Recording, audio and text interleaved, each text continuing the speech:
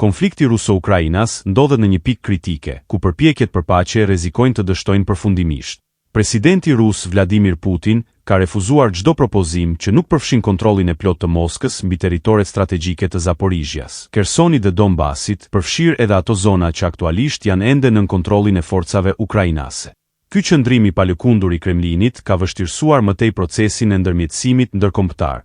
Në këtë sfond, sekretari amerikan i shtetit, Marco Rubio, ka bërë një deklaratë të fortë, duke i bërë thirrje të dyja palëve që të paraqesin propozime konkrete dhe të zbatueshme për t'i dhënë fund luftës. Ai paralajmëroi se nëse nuk ka përparim të dukshëm në negociata, Shtetet e Bashkuara do të tërhiqen nga roli i tyre si ndërmjetësuese. Sipas Rubios, është koha për vendime të qarta, pasi vazhdimi i një konflikti pa rrugdalje është i papranueshëm dhe i pakuptimtë.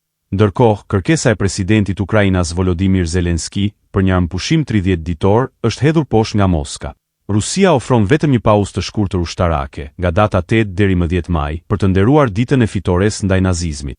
Në një telefonat të zhvilluar me ministrin e jashtëm rus, Sergej Lavrov, Rubio theksoi se kjo mund të jetë një nga mundësitë e fundit për të shmangur një përshkallëzim të mëtejshëm.